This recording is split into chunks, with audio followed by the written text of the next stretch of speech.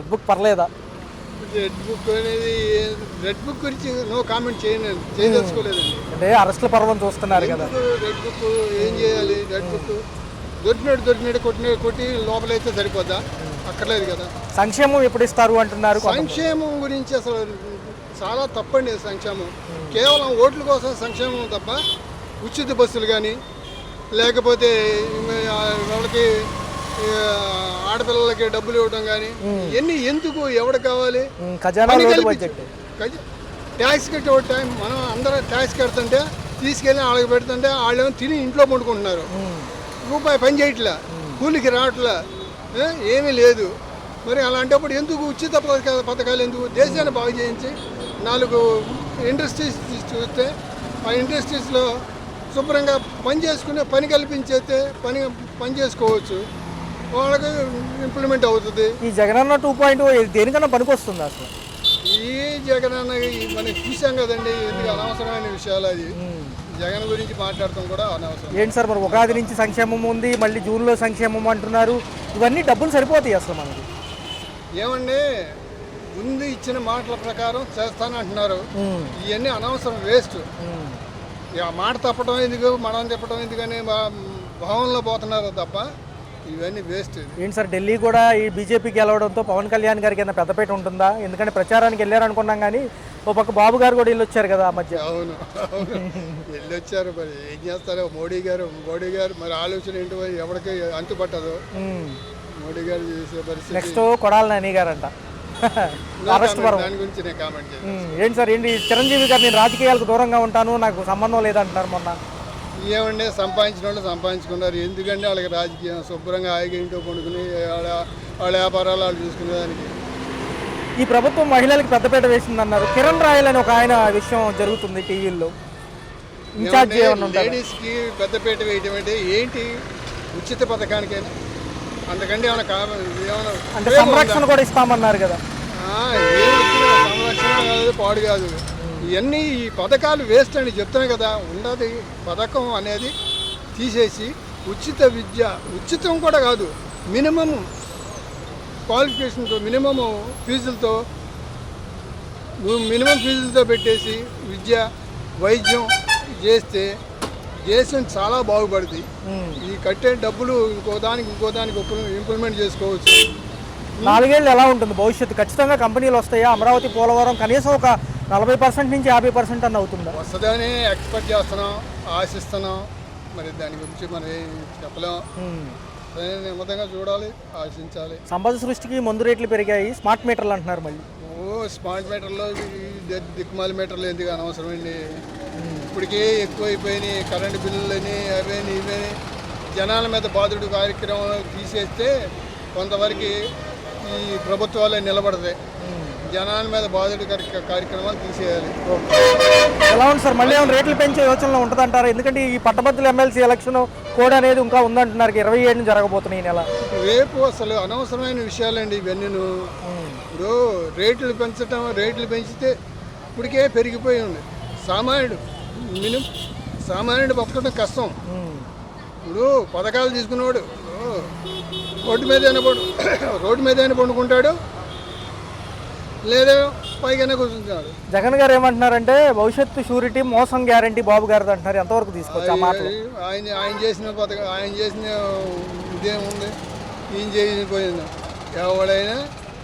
ఎవడు ఆలోచనలో వాళ్ళవి, ఎవడు ఓట్ల కోసం వాడు దండుకు తింటున్నారు అంతే తప్ప జనాలను బాగు చేయడం అంటే మిడిల్ క్లాస్ పీపుల్స్ నాశనం అయిపోతున్నారండి.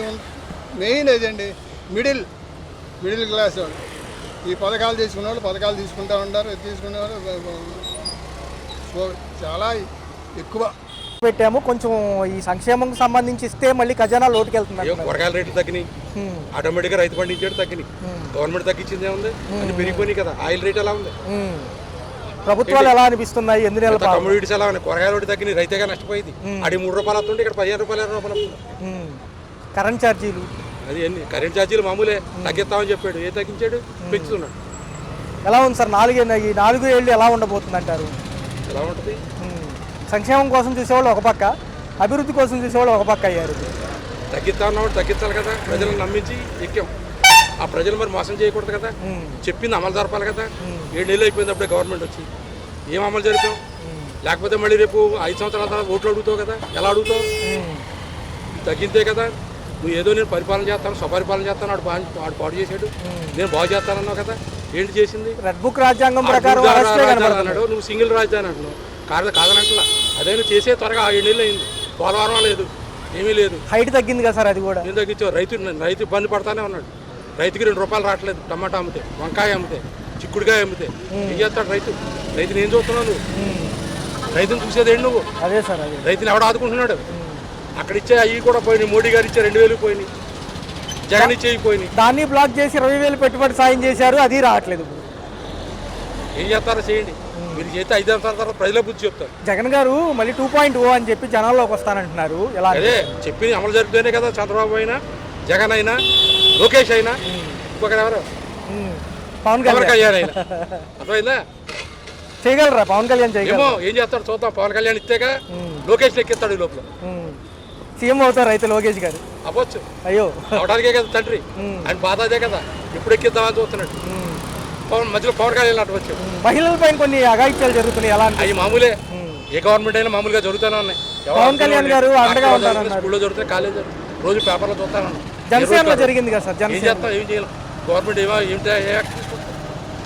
గవర్నమెంట్ ఏ యాక్షన్ తీసుకుంటుందండి? ఎంతమందిని కాపలా కాస్తే ప్రజల హృదయాల్లోంచి రావాలి. 27 పట్టభద్రుల ఎమ్మెల్సీ ఎలక్షన్ రావాలి. 27 పట్టభద్రుల ఎమ్మెల్సీ ఎలక్షన్స్ ఉన్నాయి. ఈ 27న, ఈ నెల 27న పట్టభద్రుల ఎమ్మెల్సీ ఎలక్షన్స్ ఉన్నాయి. ఏమన్నా మారుతుందా? వాళ్ళే వస్తారండి. చూద్దాం, ఏమొస్తా చూద్దాం. ఓకే, 5 సంవత్సరాల్లో 8 నెలలే కదా గడిచిపోయింది. దాంతో మునిగిపోయింది ఏమి ఉండదు కదా. ఎలా ఉంది సార్ అంటే జగన్ గారే మళ్ళీ ప్రజల్లోకి అంటున్నారు, సంక్షేమానికి అమలు చేయడానికి కొంచెం అమౌంట్ లేదని వీళ్ళు చెప్తున్నారు. ఎలా ఉంటుంది? ఇవన్నీ మ్యాచ్ అవుతాయి అంటారు అసలు? అది ఎలా ఉండే మాటలు చెప్పడానికన్నా చేయడానికి తేడా ఉంటుంది. అది చేసేవాడికి తెలిసిద్ది కానీ ఇంట్లో కూర్చొని మాటలు చెప్పేవాడికి ఇది అవ్వదు కదా. పాత ప్రభుత్వం అప్పులు కట్టడానికే మాకు సమయం సరిపోలేదని వీళ్ళు అంటున్నారు. నేను కరోనాలో అప్లై చేశాను ఆయన. కరోనాలో అప్లై చేసి ఏం అప్లై చేశాడు? కరోనాలో ఓన్లీ బటన్లు నొక్కితే సరిపోద్దా? రోడ్లు వేయొద్దా? లేకపోతే ఇండస్ట్రీస్ తీసుకురావద్దా? ఇవన్నీ చేసుకోవాలి కదా. ఓన్లీ బటన్లు నొక్కుంటా కూర్చుంటే ఎంతకాలం చేస్తాడు? ఇంకో సంవత్సరం 6 నెలలు ఆగితే జగన్ గారి ఇది కూడా బయటపడేది. అంటే సార్ కేంద్రం సపోర్ట్ ఉంది కాబట్టి అమరావతి, పోలవరం ఇవన్నీ అయిపోతాయి అంటారు త్వరితగతిన? పోతుందని అనుకుంటున్నాము, అవ్వాలని కోరుకుంటున్నాము. కంపెనీలు వస్తే బాగుంటుంది కదా సార్. విశాఖ, మన అమరావతి బాగుంటుంది. కాకపోతే ఏంటంటే వాళ్ళు కూడా ఆలోచిస్తారు కదా, నెక్స్ట్ గవర్నమెంట్ వస్తే పరిస్థితి ఏంటి, ఇదే గవర్నమెంట్ వస్తే పర్వాలేదు, నెక్స్ట్ గవర్నమెంట్ మారితే ఒకసారి చూసి ఉంటారు కాబట్టి ఆ విధ్వంసాన్ని మళ్ళా వస్తే ఏం జరుగుద్ది ఏంటనేది భయపడుతున్నారు. మాజీ ప్రభుత్వ నాయకుల అరెస్టులు ఎలా అనిపిస్తున్నాయి? అది ఇంకా చాలా తక్కువ అనుకుంటున్నాను నేను. అంటే ఇంకా పూర్తి ఫుల్ ఫ్లెడ్జెడ్గా యాక్షన్ తీసుకోవాలి. వాళ్ళందరినీ కూడా కట్టడి చేయాలి. పాత వాళ్ళని ఏంటంటే అలా వదిలేస్తే వాళ్ళు ఇంకా రెచ్చిపోయి నెక్స్ట్ వస్తే మళ్ళీ ఇదైపోతుంది. జగన్ గారు ఏమంటున్నాడు?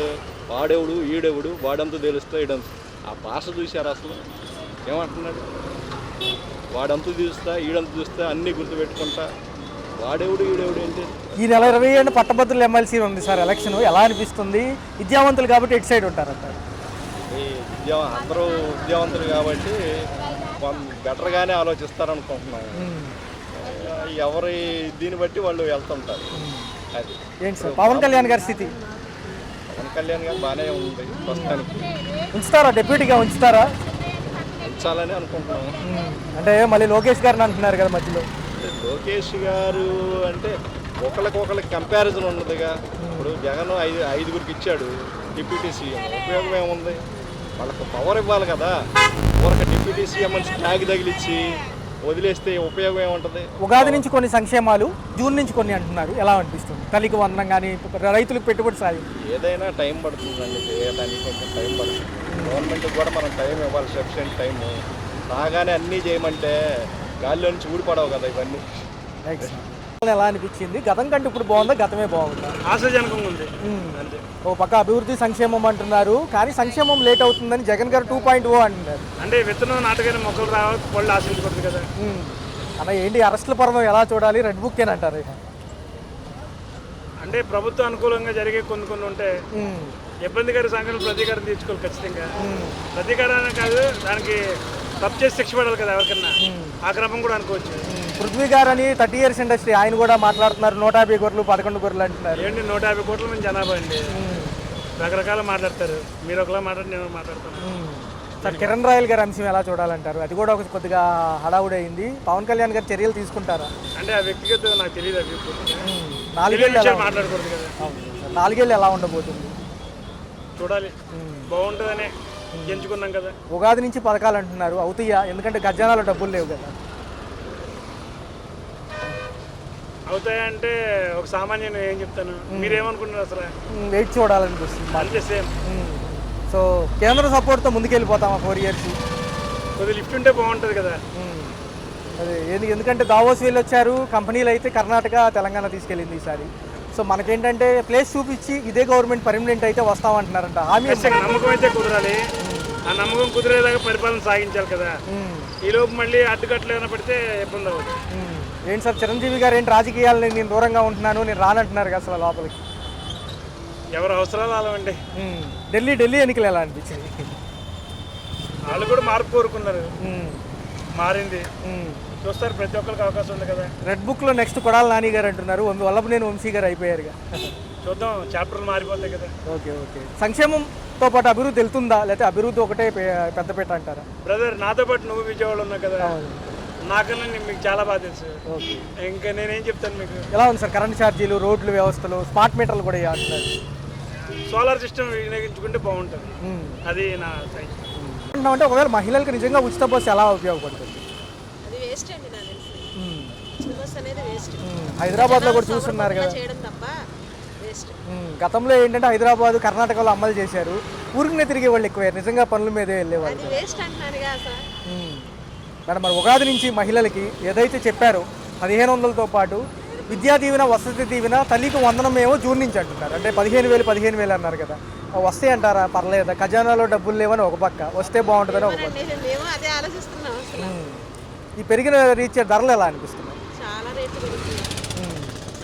సామాన్య మానవులు తినాలంటే మాత్రం కష్టం చాలా. వీటితో పాటు కరెంట్ ఛార్జీలు ఇంకా అసలు చెప్పనవసరం లేదు. ఇంకా అది మేడం ఏమంటున్నారంటే గతంలో కరోనాలో కూడా పథకాలు అప్లై అయినాయి, ఇప్పుడు అప్లై చేయండి, నేను జనంలోకి వస్తానని జగన్ గారు అంటున్నారు. అప్పుడేమో అందినాయా లేదండి, కరోనా సమయంలో కూడా పథకాలకు? బాగానే అందినాయి. సో చూసుకుంటే ఏమేమి వచ్చినాయి అప్పుడు సుమారు? సరుకులు కానీ బాగానే కొంచెం పర్లేదు. ఇప్పుడు మరీ ఎక్కువ రేట్లు అయిపోయినాయి కదా. కందిపప్పు కానీ బియ్యం కానీ ఎంత రేట్లు ఉన్నాయి, 100 రూపాయలు లేదు ఈ రోజుల్లో, ఏమీ లేదు. జనాలకి ఖర్చులు పెరిగినాయి కానీ జీతాలు పెరగట్లేదు. మెయిన్. ఎలా ఉంది మేడం, ఎలా మెయింటైన్ చేస్తున్నారు మరి మంత్లీ ఇచ్చేతలకి ఇవన్నీ? ఏం చేస్తాం మరి, మధ్యతరగతులు బతకాలంటే ఏదో ఒకటి చెయ్యాలిగా. ఇద్దరు కష్టపడుకుంటే కానీ రావదు. మేడం మరి చూస్తే 4 years అభివృద్ధి అంటున్నారు, సంక్షేమం కోసం చూసే వాళ్ళు ఏమో లేట్ అయిపోతుంది అంటున్నారు. సంక్షేమం ఏమో తెలియదు కానివ్వండి, ఈ రేషన్ కార్డులని ఇవని అవని ఒక 2.5 ఏళ్ళు ఇలా గడిపేస్తారు. తర్వాత 2.5 ఏళ్ళు ఏముండదు, తర్వాత మళ్ళీ ఎలక్షన్లు అంటారు, ఇక మళ్ళీ మామూలే. ఇంకా అవన్నీ పాత పార్టీ ప్రముఖులందరూ ఏంటంటే అవి చేస్తారు ఇవి చేస్తారని చెప్పేసి అనుకుంటున్నారు కానీ ఏమీ అవ్వట్లేదు కూడా. గత ప్రభుత్వ నాయకులను అరెస్టులు చేస్తూ ఈ హడావుడే సరిపోతుంది. మొన్న వల్లభనేని వంశీ గారు, మళ్ళీ కొడాలి నాని గారు అంట రెడ్ బుక్ అంటున్నారు మాట్లాడితే. అసలు చెయ్యాల్సినవి చేయకుండా వేరే అన్ని చేసుకుంటా వస్తున్నారు. అవసరమా అరెస్టులు చేసుకుంటే? అవసరమా?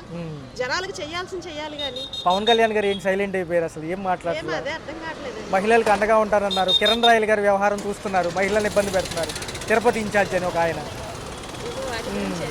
సో మహిళలకి ఇంకేం చేస్తే బాగుంటుంది అంటారు? ఎందుకంటే కొంచెం రాయితీలు ఇస్తే బాగుంటుంది, స్టేట్కి ఇంకా ఏమీ రాలేదు కదా. ఎందుకండి ఎవరు కష్టపడుకోవట్లేదు, అందరూ కష్టపడుకుంటున్నారు కదా. రాయితీలు ఎందుకు తగ్గించండి, రేట్లు ఆకాశాన్ని అడుగుతున్నాయి, అవి తగ్గిస్తే చాలు, బతుకుతారు, అందరూ బతుకుతారు. రాయితీలు ఇచ్చి ఇవన్నీ వేస్ట్. నేను చెప్పినట్టు చేశాను, కొంతమందికి అందుకుపోవచ్చేమని జగన్ గారు అంటున్నారు. మరి వాలంటీర్లు కూడా లేరు ఏదన్నా అడుగుదామంటే. అసలు నాకు తెలిసి అయితే వాలంటీర్లు కూడా అనవసరం అండి, ఎవరు సరిగ్గా చెయ్యట్లా. వాలంటీర్లు ఎవరు చెయ్యట్లా. ఓకే, అంటే మేడం కూటమి ప్రభుత్వం వచ్చి ఇప్పటికి 8 నెలలు అవుతుంది, ఎలా అనిపిస్తుంది? పర్లేదా? మెరుగుదల అయితే ఏమీ లేదండి. మధ్యతరగతి వాళ్ళ పరిస్థితి అదే అలాగే ఉంది. ఉచిత బస్సు అన్నారు, కరెంట్ ఛార్జీలు తగ్గిస్తా అన్నారు, పెంచారు, ఇంకా ఏం లేదు అసలు. ఎలా ఉంటుంది మేడం? ఎందుకంటే ఎంతసేపు పోలవరం వాటి మీద ఆధారపడే పిల్లల్ని చదివించుకుంటున్నారు, అది అది లేదు, అప్పులు చేసి మళ్ళీ కట్టుకోవాల్సి వస్తుంది. ఫీజు రీంబర్స్మెంట్ గ్యాస్ అన్నారు, గ్యాస్ సిలిండర్ ఉచితం అన్నారు, అది ఒక్కొక్కరికి పడట్లేదు, ఒక్కొక్కరికి పడుతుంది. అదేమంటే అక్కడికి వెళ్ళండి ఇక్కడికి వెళ్ళండి అంటున్నారు, అసలు సమాధానం చెప్తున్నారు సచివాలయం? చెప్పట్లేదు. కొత్త రేషన్ కార్డులు అన్నారు కానీ వరద బాధితులకే పడలేదండి. ఇప్పుడు ఇంటి పనులు వచ్చినాయి, వరద బాధితులు లేనప్పుడు వరద బాధితులో మ్యాపింగ్ లో లేరు జనాలు. అయ్యో, మరి ఇప్పుడు ఇంటి పనులు వచ్చేసరికి ఎలాగొచ్చారు, మ్యాపింగ్ లోకి ఎలాగొచ్చారు, ఇంటి పనులు వాటర్ బిల్ ఎలాగేస్తున్నారు, ఓకే ఓకే, అప్పుడు మ్యాపింగ్ లో లేరు. Right right.